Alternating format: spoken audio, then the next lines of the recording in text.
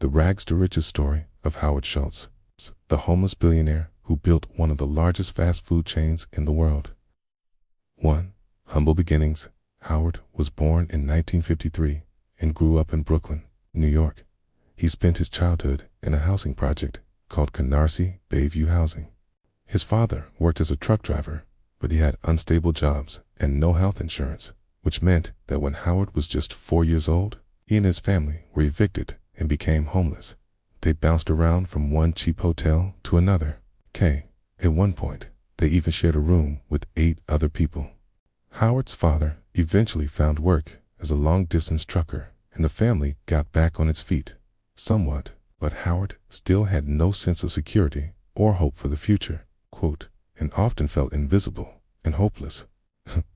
But this also made him incredibly driven. At 12, Howard started delivering newspapers before school and after school. And by age 16, he was working full-time. After graduating high school, he became the first person in his family to attend college. He went to Northern Michigan University, but he took out large loans to do so. During summers and breaks, he worked as a bartender to make money. But even then, he didn't have enough money to pay for tuition. So at one point, he even sold his blood to survive. But through all this, his passion for business and people kept growing. That's what drove him to take a job in sales, and he quickly made a name for himself because of his determination and grit. 3. Discovery of Starbucks. In the early 80s, Howard worked for a company called Hammarplast, which sold kitchen equipment. And one day, he traveled to Seattle to visit a small coffee shop that was a client of theirs. The shop was called Starbucks, and it was founded just a year prior. Howard wasn't there for long, but he saw something special. He saw how passionate the people behind the counter were about coffee. They knew everything about it. And he could tell they genuinely loved what they were doing. This planted a seed in Howard's mind. When he went back to his hotel that night, he couldn't sleep. He thought about that little coffee shop.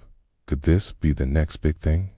In 1982, Howard decided to join Starbucks. He became the director of operations and marketing and took a pay cut of $10,000. Just 2 years later, Howard visited Italy and was fascinated by the espresso culture. So he convinced the founders of Starbucks to open an espresso bar. They agreed and asked Howard to head the project. But Howard wanted more. He wanted to turn the entire Starbucks into a cafe where people could sit and enjoy themselves. But the founders didn't share this vision. So, in 1987, Howard left the company.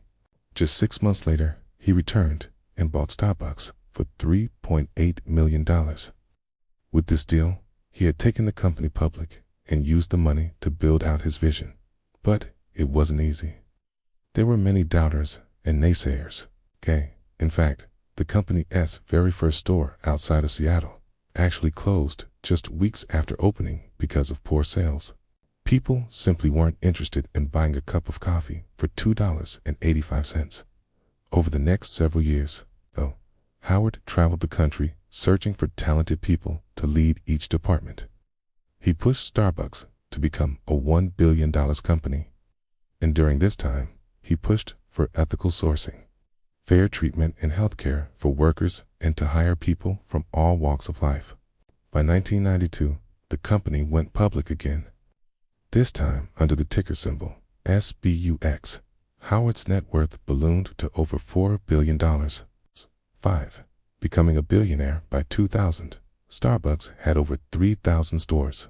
But the road wasn't always smooth. Howard faced a lot of criticism over the years, especially regarding his resistance to unions and how he treated his workers. He stepped down as CEO 3 times and returned 3 times. And he even flirted with the idea of running for U.S. president. Some say he did this to save face after a number of high-profile mistakes. Others say he had genuine interest in politics. Either way, he ended up staying in business. Throughout his career, Howard balanced the need for corporate growth with the desire to create social impact. And he never forgot where he started. He's been a champion for universal healthcare and opportunity ever since he became successful. He's authored books like Pour Your Heart Into It, which have inspired millions. 7. Legacy. Today, Howard Schultz is considered one of the best CEOs in history. Howard proves that where you start doesn't define where you end up. It's your drive, empathy, and vision that makes all the difference. Thank you for watching this video. If you want to see more stories like this, check out the playlist From Homeless to Billionaire. I'll see you next time.